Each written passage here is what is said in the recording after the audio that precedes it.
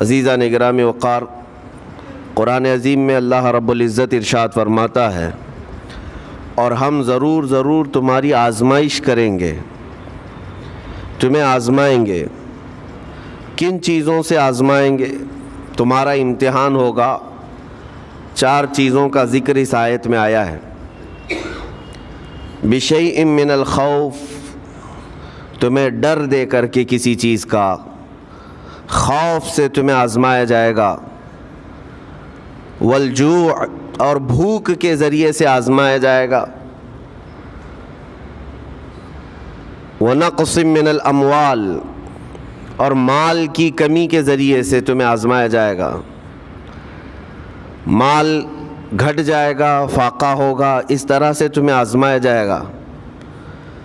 والانفس والثمرات، اور کچھ جانوں کے ذریعے سے تمہاری آزمائش ہوگی۔ جانوں سے مراد کیا ہے؟ کسی عزیز کی جان چلی جائے گی تمہارے آنکھوں کے سامنے، تمہارے گھر والوں کی موت تمہارے لیے بڑی آزمائش ہے، تمہارے لیے ایک بڑا امتحان ہے۔ اور پھر آخر میں رب تبارک و تعالیٰ ارشاد فرماتا ہے، وَبَشِّرِ الصَّابِرِينَ الَّذِينَ إِذَا أَصَابَتْهُمْ مُصِيبَةٌ قَالُوا إِنَّا لِلَّهِ وَإِنَّا إِلَيْهِ رَاجِعُونَ۔ اے رسول، ان لوگوں کو بشارت دے دیں۔ کن لوگوں کو؟ ان لوگوں کو بشارت دے دیں جن کے پاس مصیبت آتی ہے تو یوں کہتے ہیں ہم اللہ ہی کے ہیں اور اللہ ہی کی طرف لوٹنے والے ہیں۔ مصیبتوں کے وقت جنہوں نے کہا انا للہ و انا الیہ راجعون، رب تعالیٰ فرماتا ہے رسول انہیں بشارت دے دیجیے۔ کس بات کی بشارت؟ کس بات کی خوشخبری؟ اولئک علیہم صلوات من ربہم ورحمہ واولئک هم المہتدون۔ اللہ فرماتا ہے یہ وہ لوگ ہیں جن پر ہمیشہ اللہ کی رحمتیں اترتی ہیں۔ جنہوں نے انا للہ و انا الیہ راجعون کہا، یہ وہ لوگ ہیں جن پر اللہ تبارک و تعالیٰ کی طرف سے ہر وقت رحمتیں اترتی ہیں، اور یہی لوگ ہدایت پائے ہوئے ہیں، یہی لوگ ہدایت والے لوگ ہیں۔ اس پوری آیت کے اعتبار سے اگر میں آپ کو بتاؤں تو پتہ یہ چلے گا، رزلٹ اس کا یہ ہے کہ مصیبتوں کے وقت صبر کرنا یہ ہدایت ہے۔ ہدایت، اگر آپ ہدایت پر ہیں یا نہیں یہ دیکھنے کے لیے مصیبتوں کے وقت ہی آپ کو دیکھا جائے گا۔ گھر میں کسی کا انتقال ہو جائے اور پھر دیکھا جائے گا کہ تمہاری زبان سے الفاظ کیا کیا نکلتے ہیں، تم شکایتیں کن کن باتوں کی کرتے ہو، پھر دیکھا جائے گا ہدایت پر ہو یا گمراہ ہو۔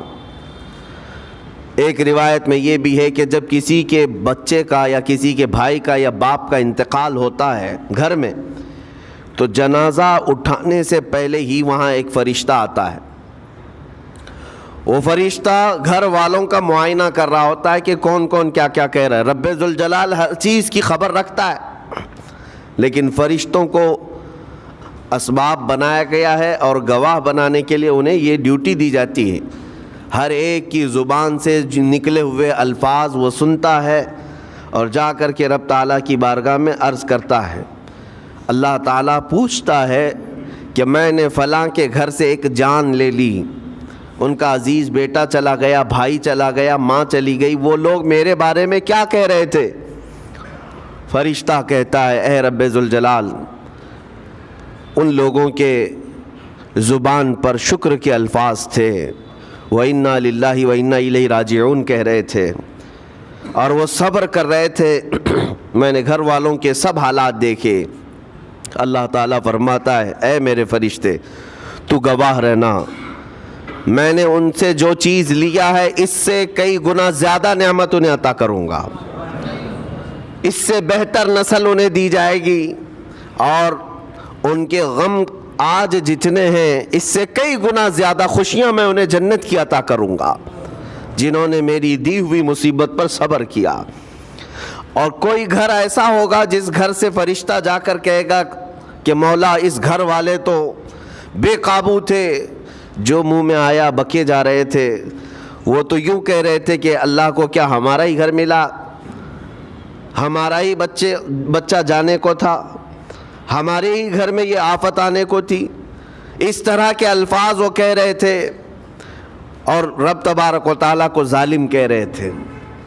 اللہ تبارک و تعالیٰ اپنے جلال کا اظہار فرماتا ہے، ارشاد فرماتا ہے فرشتے کو، اے فرشتے تو گواہ رہنا، انہوں نے میرے بارے میں جیسا گمان کیا اب میں ان کے ساتھ ویسا ہی سلوک کروں گا۔ اللہ تبارک و تعالیٰ کے ساتھ یہ گمان جس طرح بندہ کرے گا اللہ تعالیٰ اس کے ساتھ اسی طرح کا سلوک فرمائے گا۔ اس کو ارحم الراحمین ہی تصور کرو۔ ہمیشہ رب تبارک و تعالیٰ مہربان ہے اور مہربان ہی اس کی طرف گمان کرنا بھی چاہیے مومن کو۔ انشاءاللہ العزیز مہربانی ہوگی، اور بلکہ دلوں کا قرار اور سکون بھی رب تعالیٰ ہی عطا کرتا ہے۔ اے میرے عزیزو، یہ تمہیدی باتوں کے بعد میں اب عرض کرنا چاہتا ہوں، محرم الحرام کے مہینے میں کربلا کے واقعات سنتے ہی رہتے ہیں۔ میرے عزیزو، ہم بچپن سے لے کر اب تک ہر سال کربلا میں ہونے والے عظیم حادثے کو سنتے بھی آ رہے ہیں۔ 14 صدیوں گزر جانے کے بعد بھی اس واقعے کو یاد کرتے ہیں تو آنکھیں بھیگ جاتی ہیں۔ اس میدان میں، وہاں کے ریگزاروں میں رسول کریم صلی اللہ تعالیٰ علیہ وسلم کے اہل بیت کا جو امتحان تھا وہ کتنا سخت تھا، کتنا کٹھن تھا۔ کسی ایک کے ساتھ کوئی معاملہ ہو جائے تو سمجھ میں آئے، امام عالی مقام سید الشہداء امام حسین رضی اللہ تعالیٰ عنہ کو کتنا بڑا امتحان دینا پڑا ہوگا۔ ایک نہیں، اپنے خاندان کی 29 لاشیں انہوں نے اٹھائی ایک دن کے اندر، اپنے خاندان کی۔ پھر دوسرے ان کے اصحاب اور رسول اللہ کے صحابہ بھی اس میں موجود ہیں، اور دوسروں کے بچے بھی اس میں موجود ہیں۔ کل ملا کر 72 لوگوں کی وہاں پر جانیں گئی ہیں، شہادت کا جام انہوں نے نوش کیا ہے، لیکن ہر گھڑی امام حسین ہر موت کو دیکھتے رہے۔ آج کبھی تصور کرنا، ہمارے گھر میں کسی ایک فرد کا انتقال ہو جائے تو گھر پورا عجیب سا ہو جاتا ہے، پورے گھر کا سکون غارت ختم ہو جاتا ہے۔ ہم میں سے کوئی کھانا پینا نہیں چاہتا، ہمارے باپ کا انتقال ہو یا بیٹے کا انتقال ہو یا بھائی یا ماں کا انتقال ہو۔ لیکن امام حسین کی وہ بات مجھے یاد آتی ہے جب اپنے جوان بیٹے علی اکبر کی لاش پر گھوڑے دوڑتے ہوئے بھی دیکھ رہے تھے۔ اپنے سگے بھتیجے امام قاسم کا سر الگ کر دیا تھا یزیدیوں نے، اور اس سر کو اپنی گود میں رکھ کر کے بیٹھے ہوئے تھے۔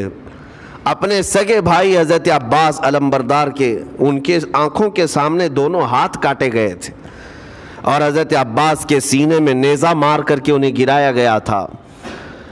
اتنا ہی نہیں میرے عزیزو، امام حسین اس خونی منظر کو اپنی آنکھوں سے دیکھیں جب 6 ماہ کے علی اصغر کو لے کر پانی طلب کرنے گئے تھے تو یزیدیوں نے گلے پر تیر ایسا لگایا تھا کہ خون کا فوارہ مولا حسین کے چہرے پر آ کر لگ گیا۔ پورے کربلا کے واقعات پڑھنے کے بعد میں نے محسوس کیا، اتنے پورے واقعے گزر جانے کے بعد بھی ایک چیز کربلا میں نہیں ہوئی، باقی سب آفتیں آئی ہیں، ایک چیز نہیں ہوئی۔ وہ کیا ہے؟ امام حسین کے زبان سے کوئی شکایت نہیں ہوئی، کوئی شکوہ نہیں تھا۔ یہ نہیں تھا کہ سارے بجلیاں ہم پر گر پڑی ہیں، اس خاندان کا کون ہے؟ سوائے زین العابدین کے اس پورے خاندان میں کوئی مرد باقی نہیں رہا۔ پورے خاندان کے بچوں کو، ان کے بڑے مردوں کو، سب کو وہاں پر شہید کر دیا گیا تھا۔ میں عرض تو کر رہا ہوں، ایک خاندان کے 29 لوگوں کی لاشیں میدان میں پڑی ہوں، وہ کیسا منظر ہے۔ ایک تو میں امام حسین کے صبر کو دیکھتا ہوں۔ اللہ تعالیٰ نے فرمایا آیت کریمہ میں کہ ہم تمہیں آزمائیں گے، آزمائش کریں گے، کچھ جانیں لے کر کے، لیکن میں سمجھتا ہوں اتنی بڑی آزمائش کہ ایک ہی دن میں ایک ہی خاندان سے 29 لوگوں کی جانیں گئی ہو، اس سے بڑی آزمائش ہوگی؟ یہ کتنی بڑی آزمائش ہے اور کتنا بڑا امتحان ہے۔ اب یہ بھی میں آپ کو بتا دوں کہ کس کے ساتھ کیسی آزمائش ہوتی ہے، کس کے ساتھ کیسا امتحان ہوتا ہے۔ آپ کو سردی بخار دے کر کے آزمایا جاتا ہے، کسی اور کو کچھ اور بیماریاں دے کر، یا کسی اور کو کسی اور مصیبت کے ذریعے سے۔ لیکن یہ آزمائش کی جو کیٹیگری ہے وہ کیسے طے ہوتی ہے بتاؤں؟ میرے آقا صلی اللہ تعالیٰ علیہ وسلم نے فرمایا جس کا ایمان جتنا بلند ہوگا ویسی ہی آزمائش آئے گی۔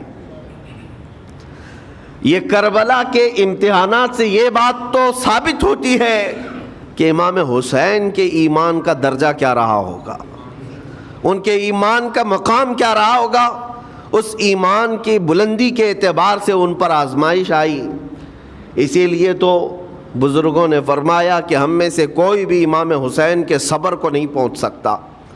استقامت اور صبر یہ دو چیزیں ایسی ہیں اچھے اچھے لوگوں کے پیر ڈگمگا جاتے۔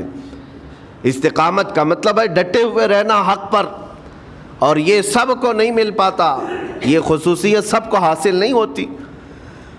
ایک امام حسین کی وہاں پر ہم نے استقامت دیکھی اور ان کا صبر دیکھا۔ دوسرے سب سے بڑا صبر جو ہم نے دیکھا ہے وہ سیدہ زینب رضی اللہ تعالیٰ عنہا کا۔